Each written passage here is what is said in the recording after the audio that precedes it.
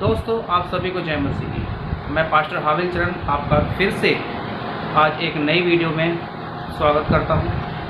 और आगे हम जाने से पहले आइए हम प्रार्थना करेंगे। हमारे जीवते महान परमेश्वर पिता, आपका धन्यवाद करता हूं। आपने पिता हम सबको अभी तक संभाला, प्रभु धन्यवाद। अपने दास को अभी तक संभाला, तेरा धन्यवाद पिता। वचन से बातचीत करने जा रहे हैं, आप हमारे संग रहें, साथ रहें। आपका धन्यवाद करते सुनने वालों को सभी को पिता परमेश्वर चौकस रहने के लिए और आपके वचन पर चलने के लिए आप सहायता करें। यीशु के नाम में मांगते पिता, आमीन। दोस्तों, मैं आज कुछ बातें आपके बीच में लेकर आया हूँ। और आज मैं गाज़ियाबाद के किसी जगह पर गया था। गाज़ियाबाद में ही मुझे बुलाया गया फ़ोन करके। और जब मैं वहाँ पहुँचा और वहाँ जब बातचीत किया तो मुझे बहुत अफसोस हुआ कि कोई प्रभु का दास ऐसे भी कर सकता है अपनी कलीसिया के लोगों के साथ। हुआ ये, एक भाई, उनके परिवार में अब आज से 5 दिन पहले मृत्यु हुई उनकी पत्नी की। तो उनकी पत्नी जब एक्सपायर हो गई और उसके बाद आज 5 दिन हो गए और 5 दिन तक उनके घर में उनके पास्टर ना ही प्रार्थना करने आए और ना ही उस परिवार को समझाने या दिलासा दे।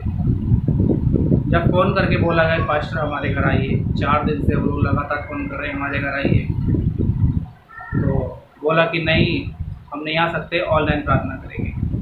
ऑनलाइन अभी आस पड़ोस के लोग भी बोलने लगे कैसे पास्टर हैं, आपके घर आए नहीं, दुआ प्रार्थना करने नहीं आए, आपको समझाने नहीं आए। मैं उन सब सेवकों से मैं कहना चाहूँगा, अगर आज आप बीमारी के डर से या संसार के डर से या सरकार के डर से या किसी भी डर से आप घर में बैठे हैं और परमेश्वर का काम नहीं कर रहे हैं, तो आपको सेवकाई छोड़ देनी चाहिए। मैं फिर से कहता हूँ, यदि आप डरपोकों की तरह काम कर रहे हैं तो आपको सेवकाई छोड़ देनी चाहिए। आपको शर्म आनी चाहिए आपकी ऐसी सेवकाई पर। मैं गाज़ियाबाद से लगभग 30 किलोमीटर दूरी पर रहता हूँ, ग्रेटर नोएडा में। मेरे पास फ़ोन आया, मैं गया वहाँ पर जाकर देखा पूरा परिवार, 5 दिन हो गया, पूरा परिवार दुख से बिलख रहा था। जो बहन उस परिवार में एक्सपायर हुई, वो परिवार पूरा दुख से बिलख रहा था। उनको कोई समझाने वाला नहीं था। जो भी आ रहा था उनके पास रोकर जा रहा था। मुझ जैसे, आप जैसे एक पास्टर जिसको परमेश्वर ने अपना काम दिया है, आपका काम है, आपका सबसे पहला कर्तव्य है ऐसे परिवारों में जाके परमेश्वर के वचन से उस परिवार को आशीष दें, उस परिवार को समझाएं कि परमेश्वर आपके लिए मरा। उस परिवार को समझाएं जो दुख है 1 या 2 दिन का दुख है। अभी ऐसे काम करने में हमें शर्म नहीं आती। आप कह रहे हो कि ऑनलाइन प्रार्थना कर देंगे हो जाएगा। अभी उस समाज का क्या, जो उस समाज उस परिवार को ताने दे रहा है कि आपके मसीह लोग ऐसे ही हैं। उस परिवार के अपने सगे लोग कहते हैं कि तुम मसीह में आज के बाद मत जाना, मसीह के लोग ऐसे ही होते हैं। मैं पूछना चाहता हूँ आप सभी ऐसे पास्टर्स लोगों से, सभी ऐसे सेवकों से मैं पूछना चाहता हूँ कि ये उचित है? हम अपने विश्वासियों से दान लेने के लिए हाथ आगे बढ़ाते हैं, मुठभेड़ लेने के लिए आगे बढ़ाते हैं, परिवार में जाते हैं उसका अलग, जन्मदिन शादियों पे जाते हैं उसका अलग। जब हमें लेना होता है तब हम उन परिवारों में जाते हैं। क्या दुख के समय नहीं जा सकते? ये किसका कर्तव्य है? मैं वचन से बात करूंगा, मैं अपनी इच्छा से नहीं। मैंने सोचा ये आपको बताऊं और इसी विषय पे खास तौर से मैं वचन से बातचीत करूंगा। ये आज उन लोगों के लिए मैं ये वीडियो बना रहा हूं। पहला, ऐसे पास्टर लोगों के लिए जो ऐसा काम करते हैं। दूसरा, ऐसे विश्वासियों के लिए जो ऐसे पास्टरों पर भरोसा रखते हैं। आज ऐसे पास्टर लोगों की भी ज़्यादा गलती नहीं। क्यों? क्योंकि विश्वासी ऐसे पास्टरों को यीशु समझ बैठते हैं, ऐसे पास्टरों को अपना सब कुछ समझ बैठते हैं। वो पास्टरों पर भरोसा रखने लगते हैं। ध्यान से सुनिएगा, जो हम निकालेंगे भजन संहिता 104 अध्याय और उसका 34 पद में लिखा है। आप ध्यान से सुनिएगा, मैं पढ़ता हूँ। मेरा ध्यान करना उसको प्रिय लगे, क्योंकि मैं तो यहोवा के कारण आनंदित रहूँगा। मैं उन सारे सेवकों से बात करना चाहता हूँ जो परमेश्वर को खुश करना चाहते हैं, परमेश्वर को प्रसन्न करना चाहते हैं, और जो ऐसी हरकतें कर रहे हैं वो आज सुन लें। आप परमेश्वर को प्रसन्न कर रहे हैं क्या? आपका बात करना, आपका सेवा करना, आपका चलना फिरना क्या परमेश्वर को मंजूर है? क्या परमेश्वर आपसे प्रसन्न है? कभी आपने सोचा नहीं? आपको शर्म आनी चाहिए। मैं फिर कहता हूँ, आपको शर्म आनी चाहिए। मेरे जैसे बहुत से, मैं एक छोटा पास्टर, मैं नहीं कहता मैं बहुत बड़ा पास्टर, मैं नहीं कहता मैं ये हूँ मैं वो हूँ, लेकिन परमेश्वर के वचन को आपके बीच में लेकर आ रहा हूँ। मैं इतना जानता हूँ, मैं परमेश्वर की दृष्टि में छोटा नहीं, मैं मनुष्य की दृष्टि में छोटा हो सकता हूँ। मुझे बहुत सारे कमेंट्स आते हैं, आपने तो नया नया सेवकाई चालू किया है, नया नया चैनल चालू किया है, क्यों भाई हम डायरेक्ट छत पे पहुँच जाएं क्या? अगर आप छत पे चढ़ेंगे तो एक एक सीढ़ी पे पैर रख के चढ़ेंगे या डायरेक्ट कूद के छत पे पहुँच जाएंगे? मुझे उठाने वाला मेरा परमेश्वर है, मुझे बढ़ाने वाला मेरा परमेश्वर है। मैं फिर कह रहा हूँ, आपका ध्यान करना या आपका काम करना क्या परमेश्वर को प्रसन्न है? क्या परमेश्वर आपके जीवन से प्रसन्न है? आप सेवकाई कर रहे हैं, आप सेवकाई में जो भी काम कर रहे हैं, क्या आपसे प्रसन्न है प्रभु? अभी बहुत से लोग पेट के लिए सेवकाई कर रहे हैं, बहुत से लोग घर बनाने के लिए, नौकरी में तो काम काज करना पड़ता है, सेवकाई में नहीं। ध्यान से सुनेगा, ऐसे सोचने वालों, सेवकों, आप सेवक कहलाने के लायक नहीं हो। सेवकाई छोड़ दो, नहीं होती है। सेवकाई में बहुत मेहनत करनी पड़ती है। 24 घंटे आपका फ़ोन ऑन होना चाहिए, 24 घंटे, ध्यान से सुनिएगा, आप हमेशा परमेश्वर के काम में काम करने के लिए तैयार होने चाहिए।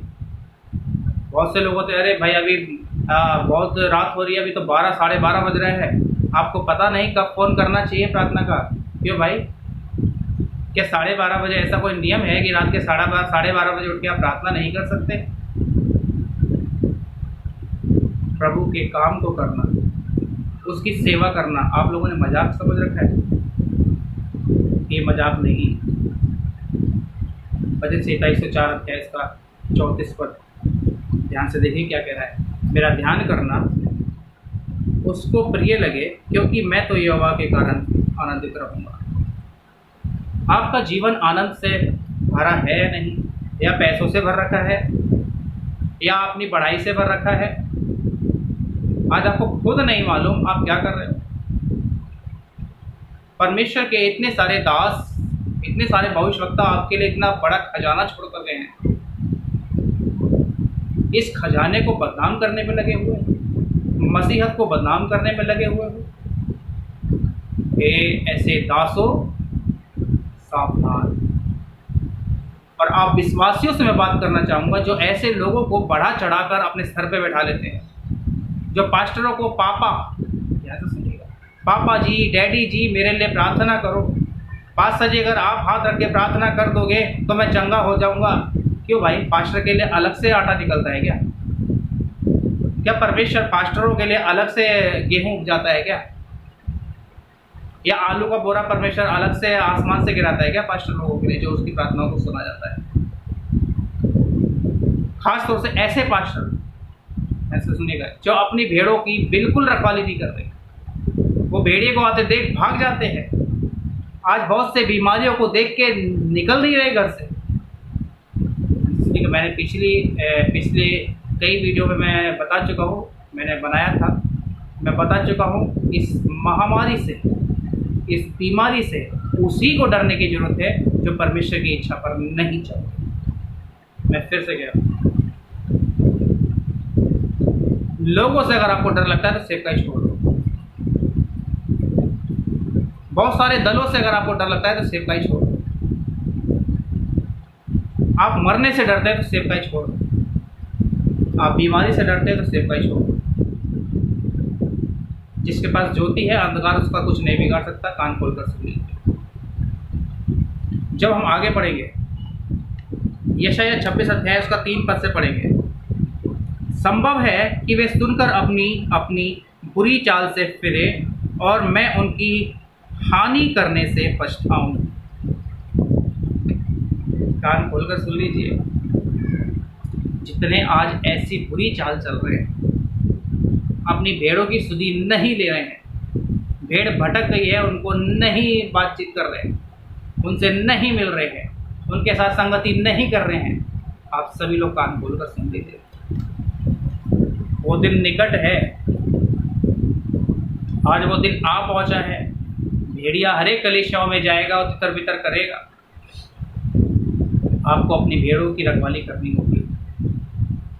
आपकी भेड़ कहाँ जा रही है, कहाँ है, आपको देखभाल करनी होगी। आज मैं उस परिवार में जब पहुंचा, पूरे परिवार के लोग सारे डरे हुए, सहमे हुए और दुख से भरे हुए। सबकी आंखें लाल, सब 5 दिन से सो नहीं पाए थे। रो रो के बुरा हाल। 3 छोटे छोटे बच्चे, एक 12 साल की सबसे बड़ी बेटी, फिर 9 साल की बेटी, फिर उसके बाद 7 साल का बेटा। मैंने उन बच्चों की तरफ देखा, मैं दया तरस से भर गया। अभी ऐसे सेवकों का क्या करेंगे जो अपनी जिम्मेदारी से फिरते हैं? ऐसे लोगों का क्या करेंगे? आप सभी ध्यान से सुनिएगा। आप जितने विश्वास में हैं, आप सभी कान खोलकर सुनिएगा। ऐसे धोखेबाजों से जो सिर्फ लेना जानते हैं, आपके दुख में सहभागी नहीं होते हैं, ऐसे लालची पास्टरों से, ऐसे लालची प्रीचर से, ऐसे लालची भविष्यवाणी करने वालों से, जितने भी आपके पास लालची आते हैं, सबसे दूर रहना। जितनी जल्दी हो सके उतना जल्दी दूर हो जाओ। क्योंकि परमेश्वर का वचन बताता है, डरपोकों का परमेश्वर के राज्य में कोई काम नहीं। ऐसे डरपोकों के पास जाने की कोई ज़रूरत नहीं है। जितना जल्दी आप हट सकते हैं हटिएगा। क्या संभव है? परमेश्वर का जलजलाहट का कटोरा उंडेलने वाला, ध्यान से सुनिएगा, वो दंड देगा। ऐसे लोगों को दंड देगा। और जो उसके पीछे चलेंगे, ध्यान से सुनिएगा, वो तो विनाश की ओर जा रहे हैं, लेकिन जो ऐसों के पीछे चलेंगे वो सबसे पहले, ध्यान से सुनिएगा, उसके पीछे चलने वाले उसी के पीछे जाएंगे, विनाश की ओर जाएंगे।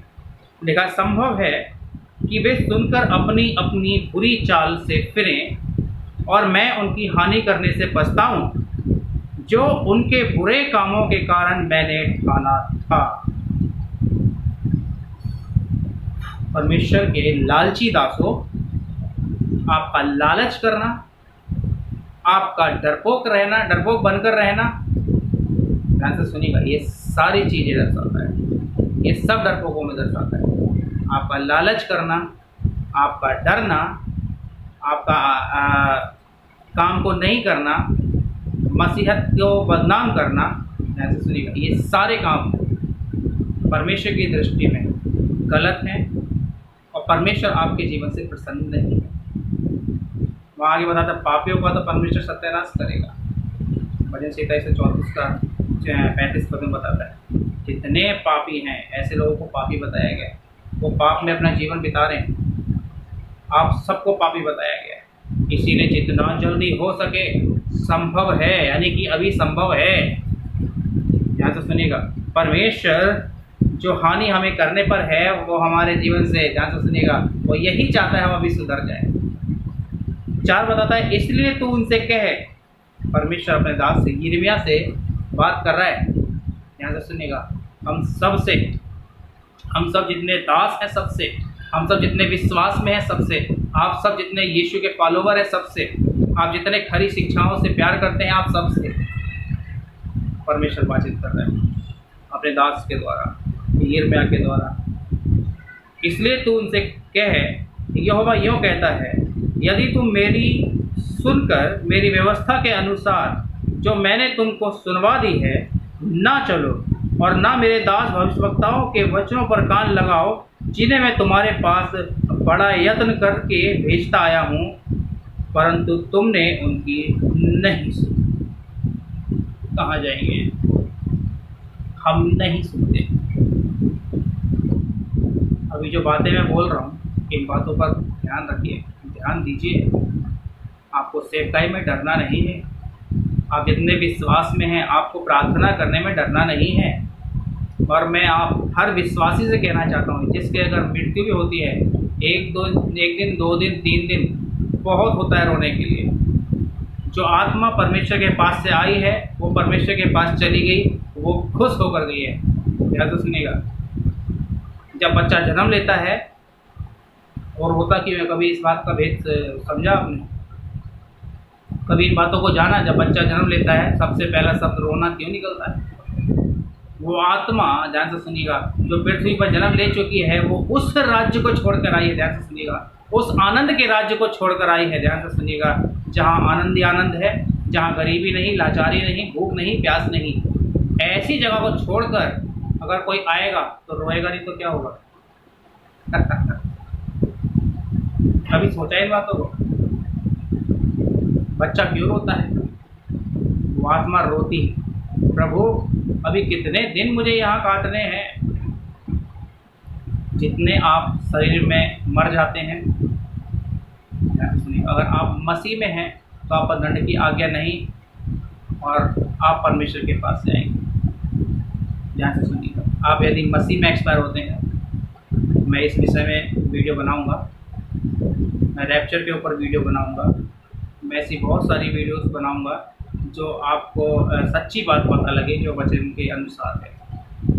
ध्यान से सुनिएगा, जब कोई व्यक्ति एक्सपायर होता है तो उसकी आत्मा, ध्यान से सुनिएगा, ये इस बात पर तय है कि आपने मसीह का जीवन बिताया है या नहीं बिताया है, उसके लहू में डुबकी लगाई है या नहीं लगाई है, पवित्र आत्मा की बातों को माना है या नहीं माना है। ध्यान से सुनिएगा, जैसे यिर्मयाह 26 अध्याय 103 पद से मैं उसका 3, 5 और 6 पद में बताता है। हम शरीर में जन्म लिया है हमने, तो हमें मरना जरूर है। ये शरीर मिट्टी का है, मिट्टी में मिल जाना है, पर हम आत्मा के बारे में क्या सोचते हैं? कभी समझा आपने इन बातों को? कभी सोचा कि हम आत्मा के बारे में क्या सोचते हैं? हम उस घर के बारे में क्या सोचते हैं जो परमेश्वर मसीह हमारे लिए बनाने गया है? उस आनंद राज के बारे में क्या सोचते हैं? हमारे सोच विचार क्या है? हम कभी, आपने सोचा, कभी समझा परमेश्वर का वचन उस राज्य के बारे में क्या बताता है? कभी जानने की कोशिश की?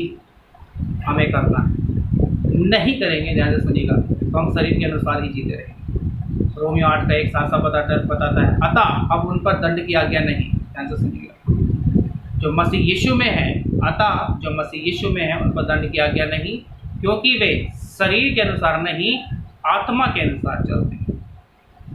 फिर रोमियो 12 का 1 बताता है, अपने शरीर को पवित्र, ध्यान से सुनिएगा, सबसे पहले अपने शरीर को जीवता, पवित्र और परमेश्वर को भावता हुआ बलिदान करके चढ़ाइए। ये काम आप कब करेंगे? तभी तो परमेश्वर प्रसन्न होगा। परमेश्वर के दासों, कान खोलकर सुन लीजिए।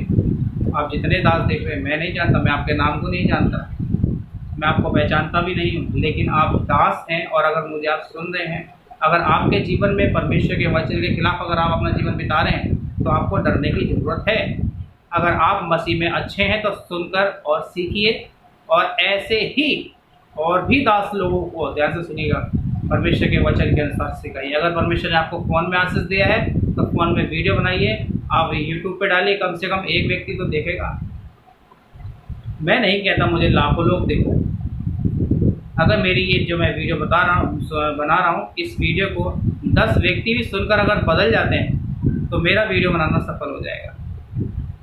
दूसरी बात, मैं डरता किसी से नहीं। बहुत सारे धमकी वाले फ़ोन आते हैं मुझे, बहुत सारे बड़े बड़े पासवान, मैं नाम नहीं लेना चाहूँगा क्योंकि वचन मना करता है, हमें किसी की निंदा नहीं करनी।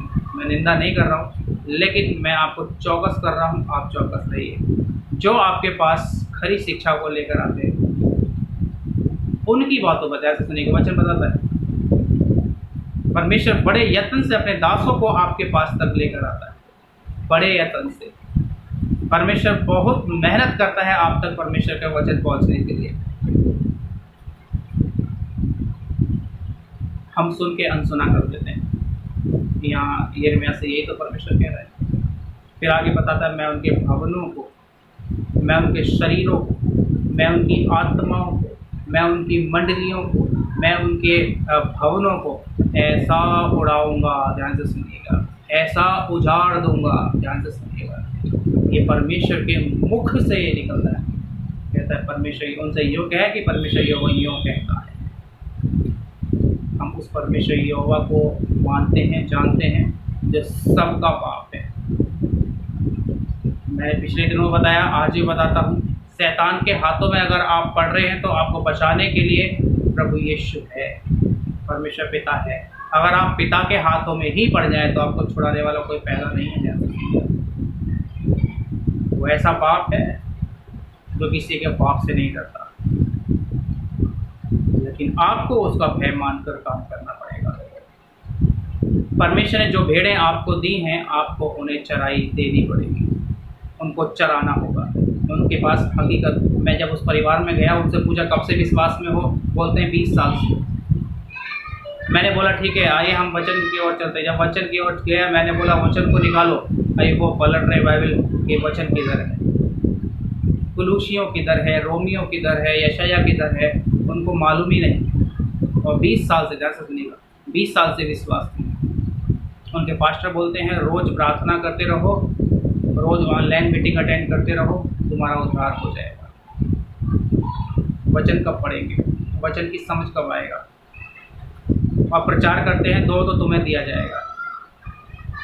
मैं फिर कह रहा हूँ, ऐसा वचन प्रचार करेंगे, हो सकता है आप जितने लोग सुन रहे हैं आपके पास भी ऐसे लोग आकर प्रचार करते हो, तो दो तो तुम्हें दिया जाएगा, इसके अलावा और कोई प्रचार नहीं करते। अगर दूसरा कोई प्रचार करेंगे तो व्यभिचार मत करना, खुद करेंगे। वो प्रचार करेंगे, तुम लालच मत करना, खुद लालच करेंगे। ऐसे लोगों से सावधान रहिए। मैं फिर कहता हूँ, ऐसे लोगों से सावधान रहिए। परमेश्वर का वचन क्या बताता है, हमने उसकी नहीं सुनी, इसीलिए हम उसको पसंद नहीं करते। भजन संहिता 104 अध्याय में साफ साफ लफ्जों में बताता है।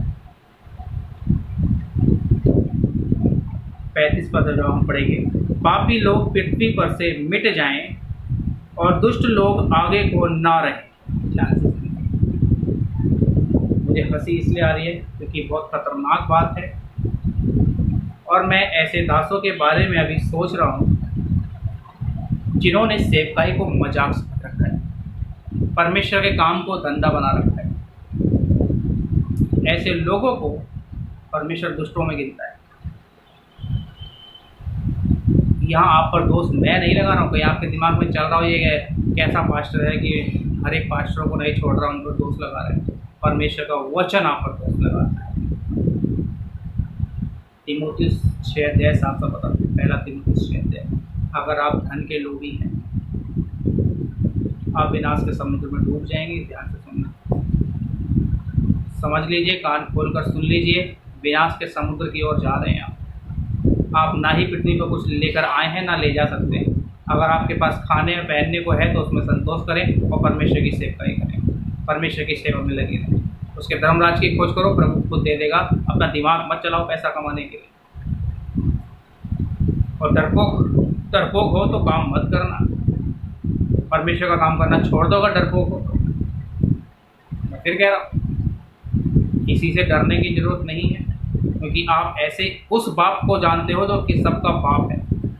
मैं फिर कह रहा हूँ, आप उस बाप की आराधना कर रहे हैं जो सबका बाप है, आपको डरने की जरूरत नहीं है। हो सकता है लोग मार दें, कोई बात नहीं, मार दो।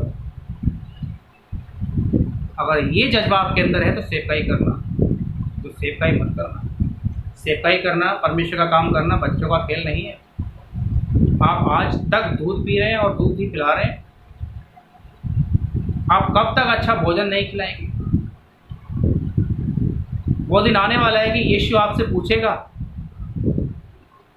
मैंने तुम्हारे पास पूरा खजाना रखा, पूरा भंडार रख दिया, और तुम लोग उसमें दूध निकाल कर ही पीते रहे। तुम कमज़ोर हो गए, तुम्हारा आत्मिक जीवन कमज़ोर हो गया। आप शरीर से भी कमज़ोर हो जाते हैं, आत्मा से भी कमज़ोर हो जाते हैं, और आप मसीह में हैं। आप क्या मसीहत को बदनाम करना चाहते हैं? जो मसीह में है, ध्यान से सुनिएगा, सबसे पहले शरीर में तगड़ा रहेगा। हमारे कलेशिया के एक भाई हैं, वो हमेशा बोलते हैं कि मुझसे वो बोलते हैं, पास्टर जी मैंने आज तक ज़्यादातर पास्टरों को देखा है वो बहुत मोटे होते हैं क्योंकि परमेश्वर, ध्यान से सुनिएगा, उनको आत्मिक बल देता है और शारीरिक बल, दोनों बल देता है। और जो उस पर विश्वास करते हैं, जो उसकी ओर दृष्टि करते हैं, उनका मुंह कभी काला नहीं होता। कलर भले ही काला हो पर मुंह काला नहीं होता। वो परमेश्वर महान। आप शरीर से भी दुर्बल हो रहे हैं और आप आत्मिक काम में तो दुर्बल है ही है। कान खोलकर सुन लीजिए, आपको परमेश्वर का भय मानना होगा।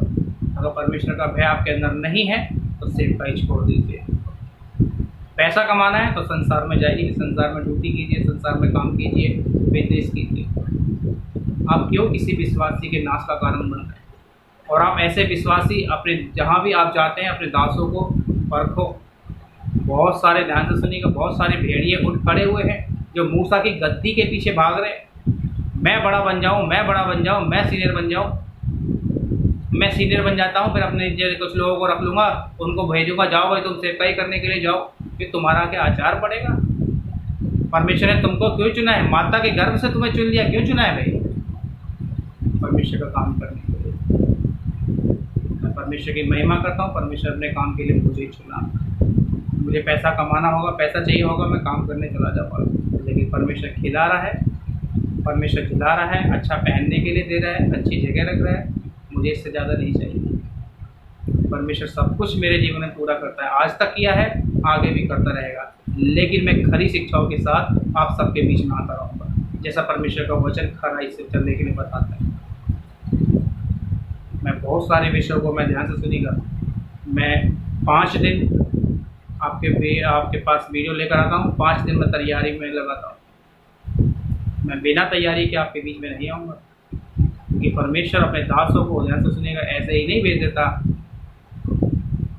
बहुत ही ध्यान से सुनिएगा, यशायाह साफ साफ बताता है, परमेश्वर अपने दासों को बहुत ही कठिन काम में भेजता है, बहुत ही ऐसे समय में भेजता आया है, बहुत ही ऐसे समय हमारे जीवन में आते हैं और बिना परमेश्वर की अगुवाई के हम आपके बीच में नहीं आएंगे। और जो बिना अगुवाई के, जो बिना तैयारी के आते हैं, वो लज्जित हो जाते हैं। उनके फलों से आप उनको पहचानें। वो आपको लूटने आते हैं, तो ऐसे लोगों से सावधान। वो आपको नोचने आते हैं, ऐसे लोगों को सावधान। आज इस काम के लिए पैसा चाहिए, आज उस काम के लिए पैसा चाहिए, कलेशिया में ये होने वाला है, चर्च में ऐसा होने वाला है, ऐसा सुनिएगा, ऐसे लोगों से सावधान। परमेश्वर का वचन आपसे क्या बताता है? अगर आपको दान देना है, दीजिए, खुलकर दीजिए। 1 रुपया नहीं, 1 लाख, 2 लाख, जितना देना है दीजिए, लेकिन नियत देख लेना, किसकी नियत कैसी है, कहाँ देना है, आपको ये सीखना पड़ेगा। परमेश्वर से बातचीत किए, प्रभु ये मेरा नहीं, आपका पैसा है, प्रभु मैं कहाँ दूँ? प्रभु मैंने आज इस महीने में, आज मैंने इतना कमाया है और मैं इतना देना चाहता हूँ, प्रभु आप 10% ही क्यों, 20 दीजिए, 30 दीजिए, 50 दीजिए, जो आपकी इच्छा है, जैसा परमेश्वर आपको देगा, जैसा परमेश्वर आपको मन में ठानते हैं, जैसा आप मन में ठानते हैं वैसा आप कीजिए। किसको देना है, कहाँ देना है, कैसे देना है, ये आपको तय करना है। ऐसा तो नहीं कि आप जिसको दे रहे हैं या आप जिसके लिए कर रहे हैं वही आपको साथ ना दे। ऐसा आज एक परिवार में हुआ। वो बताते 15 साल से उनके पास हैं, 15 साल से, मुझे तो भी 5 साल से पय में हुआ है। 15 साल से वो परिवार पास्टर के साथ, मैं नाम नहीं लूँगा, परमेश्वर का वचन मना करता है, लेकिन गाजियाबाद में उनकी सेवकाई मैं इतना बता सकता हूँ। वो परिवार भी गाजियाबाद में। आज उनका फ़ोन आया, किसी पास्टर के द्वारा उन्होंने मेरे पास फ़ोन कराया, मैं वहाँ पर गया। उस पास्टर के पास, जिस पास्टर ने मुझे बुलाया, मैं उस पास्टर के घर गया। फिर उस पास्टर ने उस विश्वासियों को अपने घर बुलाया, वो विश्वासी मुझे अपने घर लेकर गया और वहाँ पर प्रार्थना की, परिवार को समझा कर आया, वचन से उनको इंकरेज करके आया, वचन से उनको बढ़ा कर आया, उनके बच्चों को समझा कर आया। जब मैं वहाँ गया था, सबके मुंह उतरे हुए थे, सब रो रहे थे और मुँह लाल था, आँखें लाल थी। जब मैं वहाँ से निकला तो सारे बच्चे हंस रहे थे, परिवार के सारे सदस्यों के अंदर एक उत्साह था, इस परिवार में एक खुशी का लहर था कि प्रभु के दास हमारे घर आए और हमारे घर का माहौल चेंज हुआ। मैं वहाँ पर गया, मैंने कहा प्रभु यहाँ सिर्फ और सिर्फ तेरी महिमा हो और तेरी इच्छा पूरी हो। परमेश्वर ने मेरे द्वारा अपनी इच्छा को पूरा किया। आप जिम्मेदारी समझ के अपना काम कीजिए। नहीं तो वचन बताता है हम उसकी नहीं सुनते हैं और हम अपने जीवन से उसको पसंद नहीं करते हैं, हम पापी ठहरते हैं और पापियों का पृथ्वी पर से ध्यान से सुनिएगा नाम और निशान मिटा दिया जाएगा। भजन संहिता 104 अध्याय का 35 पद साफ साफ बताता है। तो आप पापी बनकर नहीं, एक धर्मी बनकर और एक दास बनकर और एक अच्छा मजबूत विश्वासी बनकर परमेश्वर में आत्मिकता में बढ़कर, जैसा रोमियो 8 अध्याय का 1 पद बताता है, आप दंड से बचना चाहते हैं, आप पापी बनने से बचना चाहते हैं, तो आपको शरीर के अनुसार नहीं आत्मा के अनुसार दिन काटने होंगे, जैसा परमेश्वर का आत्मा आपको सिखाता है। आपको आत्मिक जीना बहुत जरूरी है।